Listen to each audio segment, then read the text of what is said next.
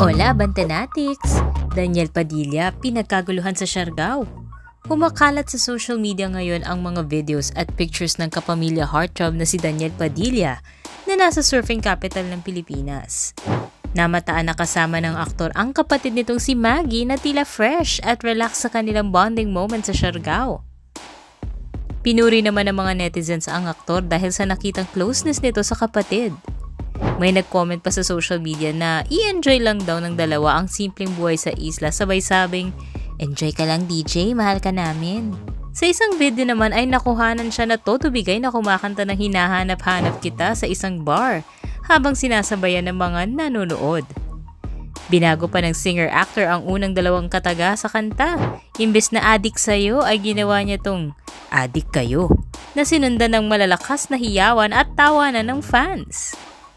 Enjoy din ang magkapatid sa performance ng banda sa kantang Jopay.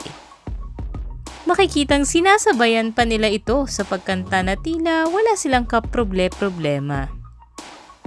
Masaya naman ang fans sa island life aurahan ni DJ na kahit naka-casual shirt lang ay poging-pogi pa rin.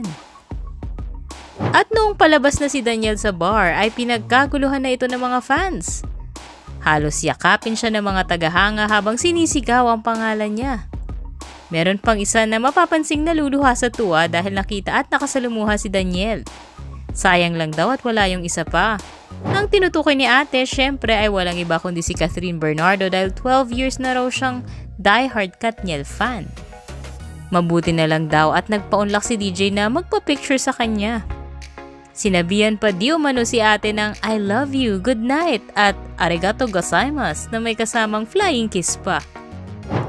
Sa kanyang post sa social media ay pinagmalaki ng uploader ang mga mensahe ni DJ sa kanya at kebs din daw ito sa mga issue ng artista. Magalit na raw ang gustong magalit pero hindi niya palalampasin ng once in a lifetime opportunity na maakbayan ng isang Daniel Padilla. Matapos mabalita na masayang nag-beach getaway si Catherine Bernardo kasama mga besties nito noong nakaraang linggo, si Daniel naman ang nag-good time sa Siargao na isa ring sikat na beach destination. Tila sa dagat nag-unwind ang mga sikat kapag stressed ang mga ito na mukha namang umuubra dahil nakikitang nagiging fresh at worry-free ang kanilang mga aura. Matapos ang mahigit 2 buwan ng hiwalayan ay hindi pa rin may alis ang pagdawit sa kanilang mga pangalan. Ano sa palagay nyo? Matibay lang ba talaga ang chemistry ng Katniel? O baka naman may ibig sabihin ng kantang Hinahanap-hanap Kita ni Daniel? Anong masasabi nyo rito, Abantanatics? I-comment mo na yan and don't forget to follow, like, and subscribe for more updates!